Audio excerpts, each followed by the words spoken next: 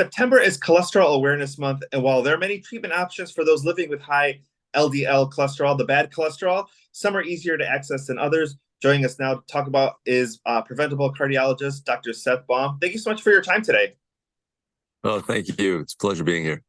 Let's talk a little bit about knowing your numbers. I mean, you don't know where you're at unless you know your numbers and get tested.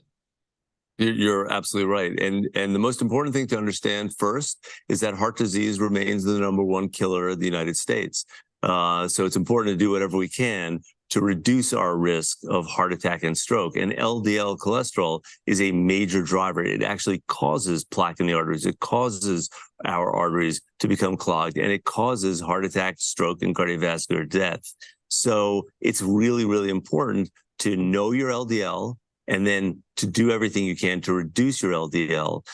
We have plenty of therapeutics, plenty of medications available to reduce LDL to whatever number would be put you in what's called a safe zone. But the problem is that there are barriers to access. Insurance companies have constructed these barriers that prevent a lot of patients from getting the medications that their physicians prescribe. You get your numbers. What's the first thing that you should do? And then also, at what age should you start regularly checking for this or talking to your doctor about it?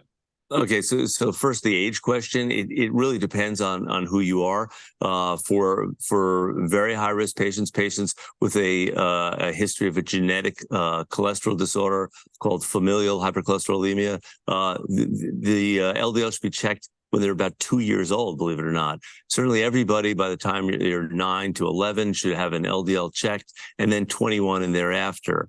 In terms of the number, what an appropriate LDL is for an individual. First, the lower the LDL, the better across the board. Okay, so for everybody, lower LDL is better.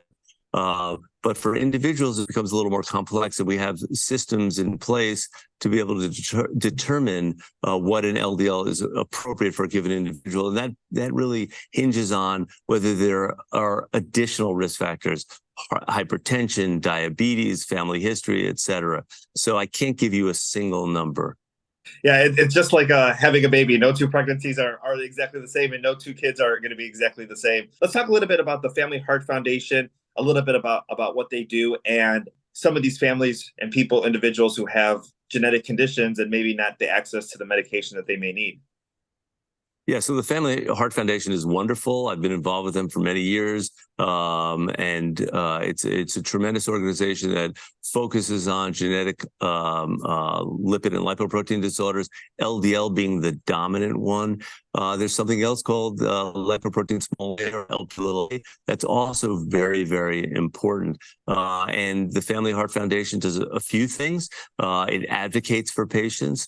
It helps patients navigate the system, but it also does actually very, very important research. For example, the Family Heart Foundation did a study and published it in a major journal demonstrating that when people were prescribed PCSK9 inhibitors, number one, there was a tremendously high number of denied prescriptions. In other words, the insurance companies blocked those prescriptions. But number two, and perhaps much more concerning, is in those patients who had prescriptions denied, within a matter of months, they had excess cardiovascular events such as stroke and heart attack. So the Family Heart Foundation is truly shining a light on problems in the system and unmet needs, and it's a great resource for patients to go to learn more about LDL cholesterol and Lp(a) and what they can do to reduce their risk. Let's talk a little bit about a healthy diet and exercise, if obviously that's physically possible for the patient. But let's just say the insurance, you're waiting for your insurance to approve it.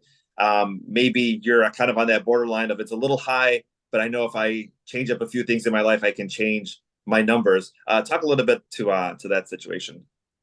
Yeah, so it's always important. It's really imperative for everybody to stress what we call therapeutic lifestyle changes, a healthful diet, low in saturated fats, for example, maintaining an optimal weight,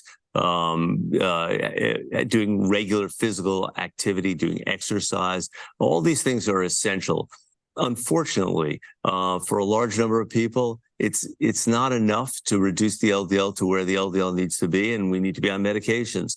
But for everyone, it's essential to bring those aspects into their lives and to do what we can for ourselves to be as healthy as possible. And I'm not sure if you know the answer to this, but I was reading something interesting the other day, and I didn't see a lot of information about it as far as alcohol and LDL cholesterol, that your body processes alcohol as fat and triglycerides, and that which could also raise your LDL. And I wasn't sure. I didn't see a lot of information, but I wasn't sure, what your take was on that.